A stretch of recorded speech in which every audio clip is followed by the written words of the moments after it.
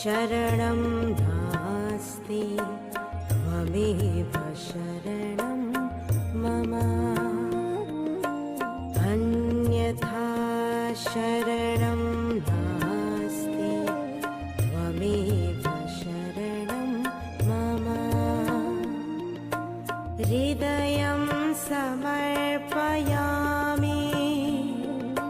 प्राणं समर्पयामि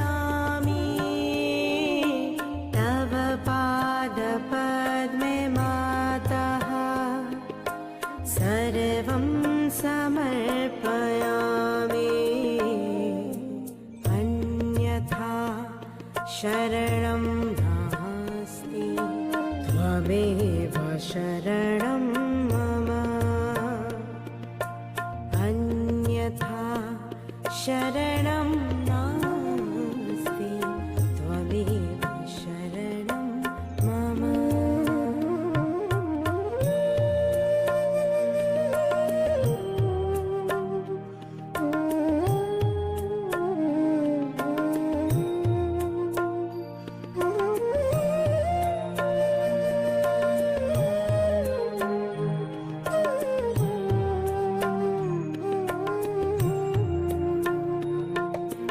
त्वमेव साक्षात् हरिप्रिया त्वमेव मावागेश्वरी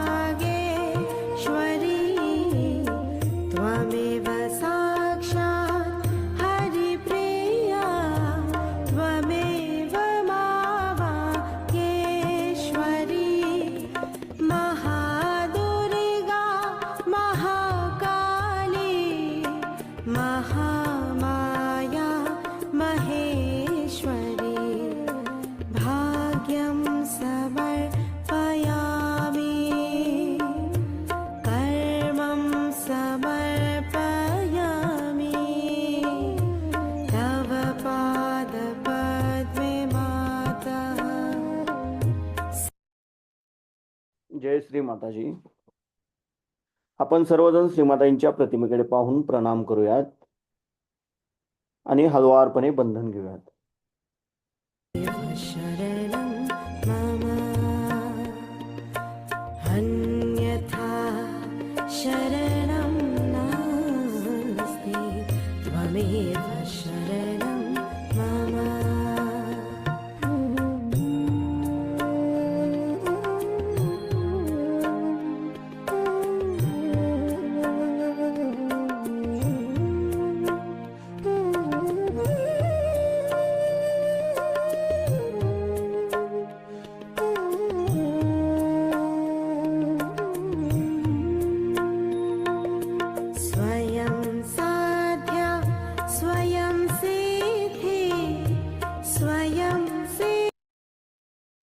परमपूज्य श्री माताजी, आपणच साक्षात श्री आदिशक्ती आहात.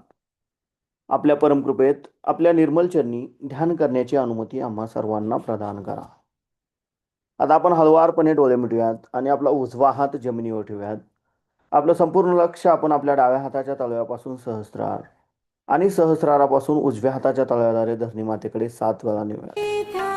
स्वयं प्रभा स्वयं साध्या स्वयं सिद्धी स्वयं सिद्धा स्वयं प्रभा सुगुणरत्ना सुकृतकृता सुमति गंगा समोज्ज्वला मानं समर्पयामि गानं समर्पयामि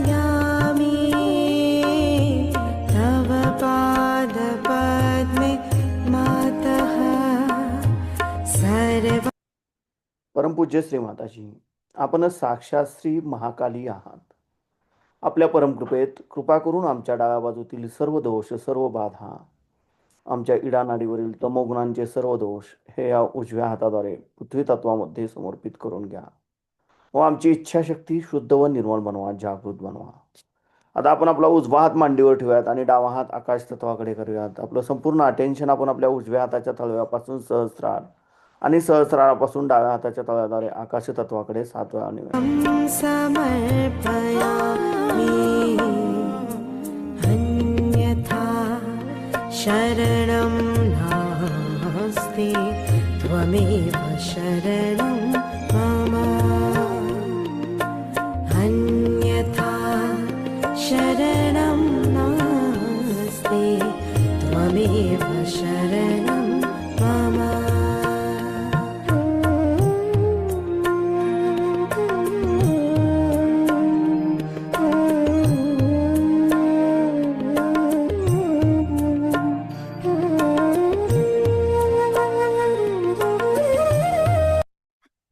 परमपूज्य श्री माताजी, आपणच साक्षात श्री हनुमानजी आहात. आपल्या परमकृपेत आमच्या उजव्या बाजूतील पिंगला नाडीवरील रजोगुणांचे सर्व दोष, सर्व बाधा, आमची क्रियाशक्ती शुद्ध व निर्मळ होण्याच्या आड येणाऱ्या सर्व बाधा कृपा करून ह्या या डाव्या हाताद्वारे आकाश तत्वामध्ये समर्पित करून घ्या व आमची उजवी बाजू संतुलनात आणा. आता आपण आपले दोन्ही हात मांडीवर ठेवूयात. आपलं संपूर्ण अटेन्शन आपण आपल्या मध्य मूलाधार चक्रामध्ये गोलाकार क्लॉक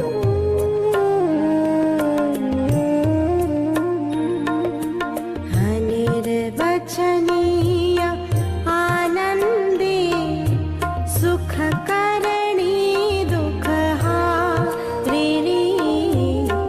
अनिर्वचनीय आनंदे सुख. परमपूज्य श्री माताजी, आपण साक्षात श्री निर्मल गणेश आहात. आपल्या परमकृपेत कृपा करून आमच्या मूलाधार चक्राच्या उत्थानाच्या आड येणाऱ्या सर्व बाधा, आमच्यामध्ये श्री गणेश तत्व प्रस्थापित होण्याच्या आड येणाऱ्या सर्व बाधा कृपा करून या पृथ्वी तत्वामध्ये समर्पित करून घ्या व आमच्यामध्ये श्री गणेश तत्व जागृत करा. आम्हाला श्री गणेशांसारखे अबोधित व पवित्र बनवा, जागृत बनवा. श्री गणेश साक्षात. ओम तमेव साक्षात श्री गणेश साक्षात श्री आदिशक्ती माताजी श्री निर्मला देवे नमो नमः. आता आपण आपला उजवा हात आपल्या ओटीपोटावर डाव्या बाजूला दाबून धरूयात. परमपूज्य श्री माताजी, आपल्या परमकृपेत कृपा करून आम्हाला शुद्ध आणि निर्मल विद्या प्रदान करा. परमपूज्य श्री माताजी, आपल्या परमकृपेत कृपा करून आम्हाला शुद्ध व निर्मल विद्या प्रदान करा. कृपा करून आम्हाला शुद्ध आणि निर्मल विद्या द्या. आता आपण आपला उजवा हात आपल्या मध्य नाभी चक्रावर ठेवूयात. परमपूज्य श्री माताजी, आपल्या परमकृपेत कृपा करून आम्हाला समाधानी बनवा. कृपा करून आम्हाला समाधानी बनवा. कृपा करून आमच्यामध्ये लक्ष्मी तत्व प्रस्थापित करा. आता आपण आपल्या उजव्या हाताचा तळवा आपल्या नाभीच्या भोवताली म्हणजे आपल्या भवसागरावर गोलाकार क्लॉकवाईज 7 वेळा फिरवूयात.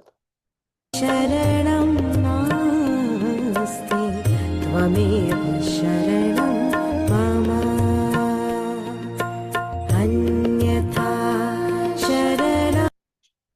परमपूज्य श्री माताजी, आपण साक्षात श्री आदिगुरु दत्तात्रय आहात.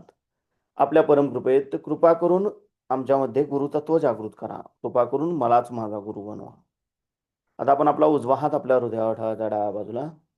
परमपूज्य श्री माताजी, आपल्या परमकृपेत मी केवळ एक शुद्ध आत्मा आहे. मी मन नाही, बुद्धी नाही, शरीर नाही, अहंकार नाही. मी केवळ एक शुद्ध आत्मा आहे. मी केवळ एक शुद्ध आत्मा आहे. कृपा करून आपण आमच्या हृदयामध्ये विराजमान व्हा. आता आपण आपला उजवा हात आपल्या मानेवर डाव्या बाजूला लावून धरूयात. परमपूज्य श्री माताजी, आपल्या परमकृपेत मी निर्दोष आहे. मी निर्दोष आहे. मी निर्दोष आहे. आपण आपला उजवा हात आपल्या कपाळावर दाबून धरायचा आहे. परमपूज्य श्री माताजी, आपल्या परमकृपेत मी माझ्यासहित सर्वांना अगदी हृदयापासून क्षमा केली आहे. माझ्या मनात कुणाबद्दलही राग नाही, द्वेष नाही. मी माझ्यासहित सर्वांना अगदी मनापासून क्षमा केली आहे. कृपा करून आम्हाला सदैव क्षमाशील बनवा. तर आपण आपल्या उजव्या हाताचा तळवा आपल्या सहस्रारावर घट्ट दाबून धरायचा आहे आणि जागच्या जागी गोलाकार क्लॉकवाईज 7 वेळा फिरवायचा आहे. अन्तं समर्पयामि तव पादपद्मे माता. परमपूज्य श्री माताजी, आपण साक्षात श्री सहस्रार स्वामिनी आहात. आपण साक्षात श्री आदिशक्ती आहात. आपल्या परमकृपेत कृपा करून आम्हाला आमचा आत्मसाक्षात्कार प्रदान करा. कृपा करून आम्हाला निर्विचारिता द्या. आता आपण आपले दोन्ही हात मांडीवर ठेवूयात. आपलं संपूर्ण अटेन्शन आपल्या दोन्ही हातातून वाहणाऱ्या चैतन्याकडे आणि सहस्रारामध्ये केंद्रित करून आपण श्रीमातांची अमृतवाणी ग्रहण करूया.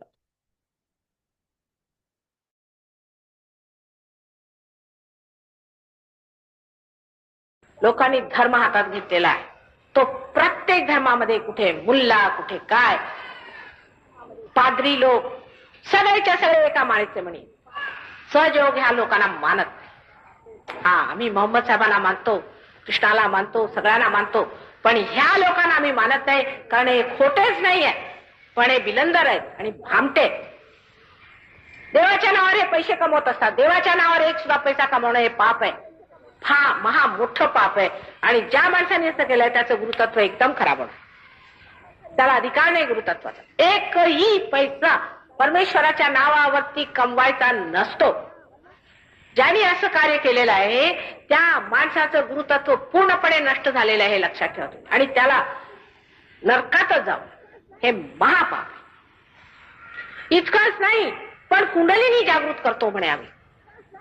असं करून कुंडलिनीला सुद्धा हात घालतात आणि वाईट मार्गाने कुंडलिनी जागृत करतात. ज्यांनी लोकांच्या क्रिया होऊन त्यांच्यामध्ये भूतांचा संचार करतात, हे सुद्धा महापाप आहे. त्यांना माहित नाही की नरक म्हणजे काय. एक दिवस नरकाचं जरासं चित्र बघू द्या, म्हणजे बघ ठीक होती. लोकांच्या अंगात भूते भरणे आणि त्यांना मिसमराईज करणे आणि त्यांच्याकडनं पैसे काढणे देवाच्या नावावर. देवाचा बाजार मांडून ठेवलेला आहे. म्हणूनच ख्रिस्तानी हातात एक खंतर सडक तड मारायला सुरुवात केली. आपल्या देवळात सुद्धा जिथे पहा तिथे भूत येत असतात आणि आपल्याला फार बरं वाटतं. जाऊन तिथे आपण विचारतो की हे बघा, देवीला विचारा की आमचा कोणता घोडा येणार आहे. हे काय खेळ मांडलेला आहे परमेश्वराचा. ज्या माणसाने अशा रीतीच्या गोष्टी केलेल्या आहेत त्याला कधीही गुरुतत्व प्राप्त होणार नाही. तसे पायलीचे 50 गुरु बसलेले आहेत रस्त्याने. अमके गुरु, तमके गुरु आणि तमके गुरु. जो पट्टीचा गुरु असेल तो तुम्हाला सुद्धा गुरुपद देईल. असतील कुणी मोठे गुरु म्हणा, तुमची शक्ती असेल 1000 पटीने, त्याला आम्हाला काय करायचंय, आम्हाला काय शक्ती दिली ते सांगा. तसंच माताजींचं आहे. आम्हाला असतील 1000 शक्त्या, त्यांच्यातला आधी माया असू म्हणून काय. माझी शक्ती असलं तरी काय, जोपर्यंत माझ्या मुलांना मी माझी शक्ती देऊ शकत नाही तोपर्यंत मी निशक्त. माझ्याजवळ काहीही नाही. मग ही जर शक्ती माझ्यात तुम्हाला देण्याची राहिली नाही, मी निशक्त आहे. आणि म्हणूनच आपल्याला माहितीये की मी धावपळ करतो की तुमचा गुरुतत्व जागृत झालं पाहिजे. आणि आता जाणा की पार झाल्यावर तुम्ही गुरु झाले. त्याच्या पलीकडे कोणी गुरु नव्हते, तुम्ही स्वतःचे गुरु आहात. आता मला हे लोक गुरु म्हणतात, पण गुरुचे कोणते गुण माझ्यात नाहीत. मुख्य म्हणजे दरारा भयंकर प्रकार असतो गुरूंचा. फक्त प्रेमाशिवाय माझ्याजवळ काय नाही. फक्त प्रेम आणि प्रेम आणि प्रेम. त्याला जर तुम्ही गुरुत्व मानत असाल तर मात्र खरं आहे की मग माझ्यात दुसरं काहीही नाही. आणि त्या प्रेमातच मी तुम्हाला सांगत असते, कारण मला ते दिसतंय तुमच्यातलं जे आहे तुमच्यातला हिरा मला दिसतोय, म्हणून मी तुम्हाला एवढं जीव तोडून तोडून सांगत आहे की ह्या चूक मार्गावर जाऊ नका आणि या भामट्यांच्या मार्गावर तर मुळी जाऊ नका आणि त्यांच्याकडे पाठ करून उभी राहिली पाहिजे. देवळात बसून पैसे खातात, मस्जिदीत बसून पैसे खातात, ह्यांना भीती देवाची नाही. मला तर वाटतं काही लोक राक्षसच असतील. त्या वृंदावनला तर मला वाटलं सगळे त्या कंसाचेच अनुचर तिथे बसलेले आहेत. ह्यांना एक ठीक होणार आहे. सगळे गव्हर्नमेंट ह्यांच्या जागा घेतील, ताब्यात घेतील, ह्यांच्या भाषा बदलणार. पण तरी तुम्ही त्यांच्यापेक्षा फार उच्च स्थितीला आहात, कारण तुमचं गुरुतत्व जागृत झालं. आता ह्या कुंडलिनीला जागृत ठेवायला पाहिजे. ही कुंडलिनी तुमची आई आणि ही अनंत कालापासून तुमच्या बरोबर आहे आणि ती आज तुम्हाला जागृत करते. तुम्हाला तिने गुरुपद दिलेलं आहे, तेव्हा तुमच्या शक्त्या वाहू लागल्या. आता आमच्या सहयोगातल्या किती लोकांना पार केलेलं आहे, कितीतरी लोकांना त्यांनी पार करून ठेवले. ही गणेश शक्ती. आता मला पुष्कळ लोकांनी हे म्हटलं, माताजी आम्ही असं पार करू शकत नाही, हे कालचे आलेले हे कसे करू शकतो. ही गणेश शक्ती, हे गणेशासारखे पार झालेले लोक आहेत. ही गणेश शक्ती यांच्यामध्ये आलेली आहे. जसं फक्त गणेशाच्याच हाताने कुंडलिनी अशी उठते, तशीच आमच्या सहयोगांच्या हाताने उठते.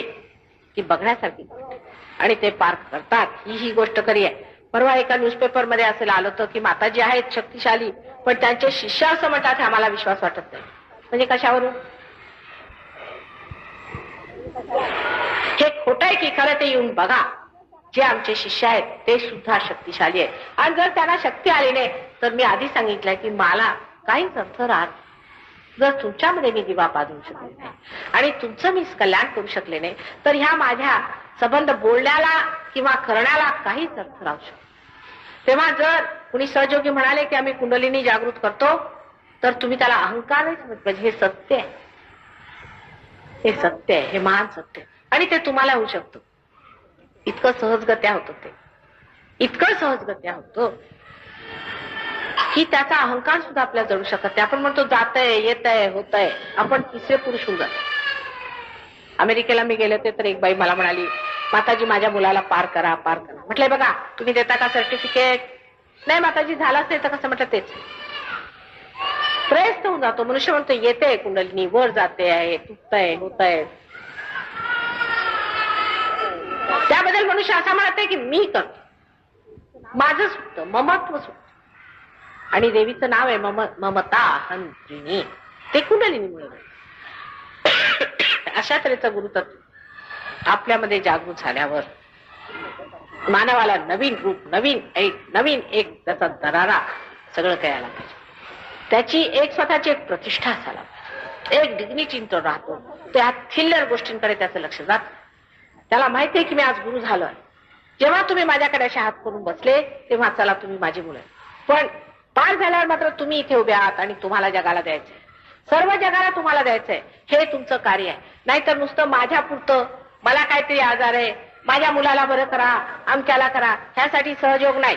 होतो म्हणा पर्यायाने, तुम्ही बरे होता, तुमचं भलं होतं ते दुसरी गोष्ट, पर्याय.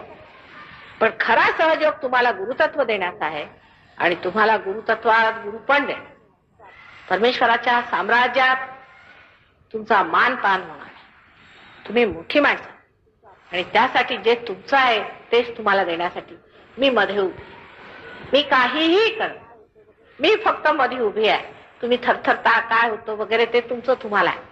मी काहीही करत नाही. फक्त एक दिवा पेटलेला असला की तो दुसरा दिवा पेटवू शकतो आणि तोच दिवा नंतर इतर दिव्यांना पेटवू शकतो. तसंच तुमचं होतं.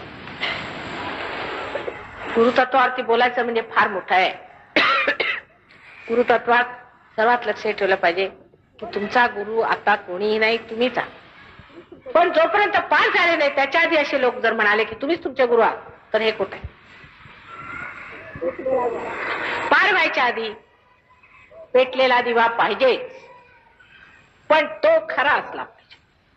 पण पेटल्यानंतर तुम्ही तुमचे गुरु आहात. पण बहुतेक गुरु कुणाला पार करतच नाहीत.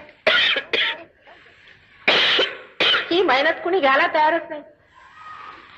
कोणा गुरुला भेटायचं असलं तर तुम्ही 7 पहाड चढून जा तर तो गुरु भेटणार तुम्हाला. तो काय खेळोपाडी फिरत असतो?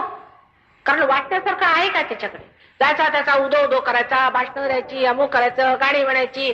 आम्ही गुरुला जाऊन आलो, आपला काहीतरी अहंकार त्याच्यामध्ये म्हणायचा की आम्ही ह्या गुरुला जाऊन आलो, त्या देवीला जाऊन आलो, अमकं केलं. तुम्हाला मिळालं काय? तुमची शक्ती मिळाली म्हणजेच तुम्ही गुरु झाले. तुमची शक्ती तुम्हाला मिळवून देणं हे कुंडलिनीचं कार्य. म्हणून गुरुतत्व आणि कुंडलिनीचा संबंध असाच आहे जसा की पाऊस यावा आणि सबंध वनस्पती फुलावी. कुंडलिनी जागृत व्हावी आणि तुमच्यातला धर्म जागृत होऊन तुम्ही स्वतः गुरुपदाला उतरावं. हे कुंडलिनीचं आणि गुरुचं इतकं जवळचं नातं आहे. कुंडलिनी ही देवी आहे, शक्ती आहे आणि शक्तीचा संबंध गुरुशी नेहमी बहिणीचा किंवा आईचा किंवा मुलीचा राहिलेला आहे. जसं जनकाची शक्ती म्हणजे सीता ही त्याची मुलगी होती. मोहम्मद साहेबांची शक्ती सीता म्हणजे सीता नंतरची तिला फातिमा म्हणतात ती होती. तसंच नानकांची बहीण जी नानकी होती ती होती. असा त्यांचा संबंध अत्यंत पवित्रतेचा असतो आणि ह्या पवित्रेचा संबंध असा समजला पाहिजे की कुंडलिनीशी संबंध गुरुचा अत्यंत पवित्रतेचा असतो. गुरुचा संबंध आपल्या शिष्यांशी अत्यंत पवित्रतेचा असतो. नाहीतर गुरूंचे शिष्यांची लग्न आणि शिष्यांचे गुरूंचे लग्न वगैरे प्रकार मला समजत नाही. अत्यंत पवित्र संबंध आहे आणि तो पवित्र संबंध जिथे तुटला तिथे समजलं पाहिजे की ही काही घाण आहे. परमेश्वर कृपाने तुमच्यातले बरेच लोक काल पार झाले, आजही पार होतील आणि तुमचं गुरुपद तुम्ही सांभाळाल अशी मला पूर्ण आशा आहे. एक दिवस असा येणार आहे की या महाराष्ट्राला सर्व जगाचाच गुरु करावा लागणार आहे. दुसरीकडे मला काही अशी सोय दिसत नाही. महाराष्ट्रातच हे घडणार आहे. म्हणून तुम्हा सगळ्यांना माझी फार विनंती आहे की कृपा करून आपल्या गुरुपदाला सांभाळून जागून हे गुरुपद काय आहे, ते कसं वापरायचं, ते पुढे कसं जायचं, ह्याला स्वच्छ कसं ठेवायचं, कुंडलिनीची जागृती कशी करायची, दुसऱ्यांना जागृती कशी करायची, तसंच त्यांना पार कसं करायचं, चक्रांची स्वच्छता कशी करायची, त्यावरती मेहनत काय करायची वगैरे सगळं शिकून घ्या. आणि शिकून घेतल्यावर त्यावर जमलं पाहिजे. आणि त्यासाठी जसं मला पुष्कळाने प्रश्न विचारला की कसं करायचं, मी सांगितलं होतं की तुम्हाला सेंटरवर यायला पाहिजे. ह्याचं शिक्षण आध्यात्मिक शिक्षण पार झाल्यावर होतं. ते शिकून घेतलं पाहिजे की व्हायब्रेशन्स म्हणजे काय, कोणत्या बोटावर येतात, कसे येतात, आपण कशा रीतीने केलं पाहिजे, अगदी बारीक सारीक सगळं सहयोगात तुम्हाला शिकून घेतलं पाहिजे. आणि आपल्याला आश्चर्य वाटते की आपण एक विशेष व्यक्ती होतो. एक सहयोगी पुण्याला कमिशनरच्या ऑफिसमध्ये गेले होते. त्यांचा एकंदर तो वागण्याचा प्रकार आणि त्यांची जी प्रतिष्ठा होती ते बघूनच तिथले जे स्टाफचे लोक होते ते म्हणाले हा मनुष्य दिसतोच वेगळा. त्याची सगळी म्हणजे पेशन्सनी बसले आणि काही त्यांचा राग नाही, काही त्यांना बघून लोकांना आश्चर्य वाटलं. आणि ते म्हणाले अहो तुम्ही कोण, तुमचे गुरु कोण, असा प्रश्न केल्यावर त्याने सांगितलं इथे मी सांगणार नाही, माझ्या घरी आहे. आणि त्याच्यानंतर त्यांची सगळ्यांची जागृती केली. आज पुण्याला फार मोठं सेंटर तयार झालंय. तसंच तुम्हा सर्वांजवळ पुण्याही फार आहे. तुमच्या नातलकांच्या जवळ सुद्धा फक्त आपला संबंध गुरु शिष्यांचाच ठेवला पाहिजे सध्या. बाकी सगळे संबंध तोडले पाहिजे. तुम्हाला घरी जेवायला बोलवायचं असतं तर या, पार होऊन घ्या. अशा रीतीने तुम्ही सहयोग वाढू शकता. हळदी कुंपाला बायकांना बोलायचं असं या, तुम्ही पार होऊन घ्या. आता तुम्ही गुरु झाले. आता इतरांसारखे नाही, आता दुसऱ्या लोकांसारखे तुम्ही नाही जे थिल्लरपणा करत फिराल. आता गुरुतत्वाला उतरलंय, तुम्ही गुरु आहात. तेव्हा तुमच्यावरती जबाबदारी फार जबरदस्त आहे. ती समजली पाहिजे. जे सहजगत्या झालाय ते अत्यंत महत्वाचं आणि फार मूल्यवान आहे. ते वाचून ठेवलं पाहिजे. हे लक्षात ठेवून ह्या गुरुपदाला आणि ह्या गुरुतत्वाला मी सगळ्यांना नमस्कार करते.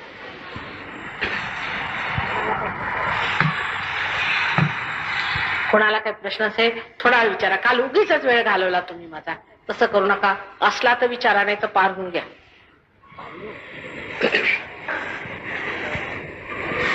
एक 5 मिनिटात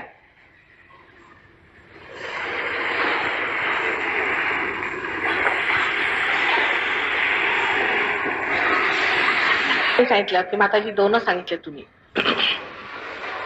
सर्व धर्म समानत्व असायला पाहिजे.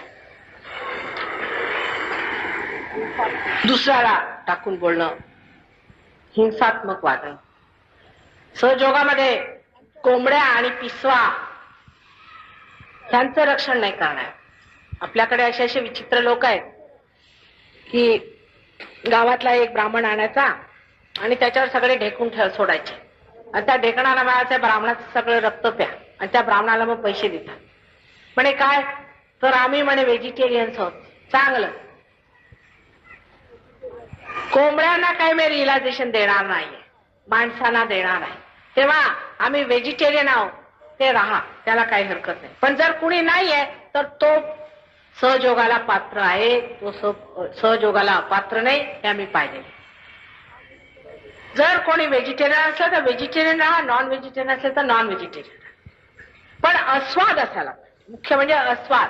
ज्या माणसामध्ये अस्वाद नाही, आता आपल्याचकडे आज एकादशी म्हणजे सकाळपासून बायकांचं चुळबुळ, बाजारात काय मिळते हो, काय करायचं आज, आज हे करावं की ते करावं, मग आज स्वयंपाक काय करायचा, झाले कसला उपास आहे. रात्रंदिवस लक्ष खाण्याकडे, अस्वाद जे मिळेल ते. आता तुम्हाला विचारलं की दुपारी काय जेवलं तर मला माहित नाही बा, खरं गोष्ट मिळालं आणि कधी कधी तर विसर होतो की जेवलो की नाही जेवलो, म्हणजे 3-3 दिवस मिळालं तर मिळालं, नाही मिळालं तर नाही मिळालं, एवढं काय काढत आहे. विशेषतः आपल्या भारतीय लोकांना म्हणजे जीभ त्यांची फार जबरदस्त असते. म्हणजे जिभेचं इतकं जास्त प्रस्थ आहे आपल्याकडे, आपल्याला आश्चर्य वाटेल. आपण म्हणतो आपण लोक गरीब आहोत, पण जेव्हा जिभेचा प्रकार पाहिला की कुणाला विश्वास नाही वाटणार. त्या बंगालमध्ये एकदा दुष्काळ पडला आणि ते लोक ते रोहू मासळी खातात, म्हणजे राहतात समुद्राच्या किनाऱ्यात, खातात रोहू, म्हणजे रोहू मासळी जी असते ती फ्रेश वॉटरची असते, तर ती बाहेरून जाते त्यांच्याकडे. तर काही दुष्काळामुळे नाही आले तर लोक उपाशी मरू लागले. तर या मुंबईहून एक सबंध शिप भरून पॉम्फ्रेट वगैरे पाठवले, तर सगळ्या सोडून गेल्या, पण खाल्ल्या नाही त्या बंगाल्यांनी. त्यांना चालायचं नाही. अगदी तूप म्हणजे साजूकच असलं पाहिजे, आमकं असलंच पाहिजे. माझी आई हे फार छान करत होती आणि माझी बायको ते फार छान करते, आणि बायकांनी चांगलं त्याच्यात काढलेलं आहे. नवऱ्याला चांगलं कंट्रोल करण्याचं एक साधन आहे की व्यवस्थित जेवायला वाढायचं, म्हणजे नवरा सरळ घरी येतो. तेव्हा अस्वाद आपल्या देशात फारच कमी नजरेला पडतो. मी तर फारच कमी लोकांना पाहिले ज्यांना अस्वाद, की काही खायला मिळालं, खाल्लं, झालं, काय एवढं.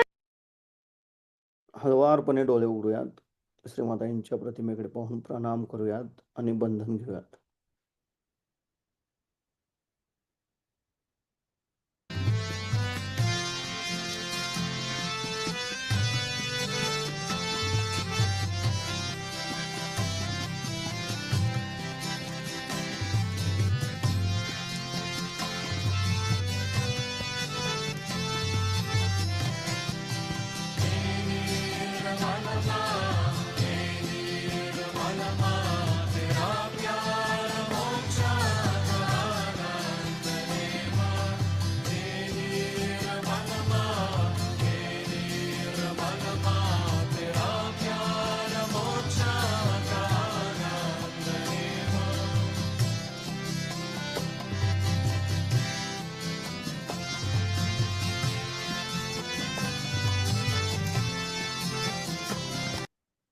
जय श्री माताजी.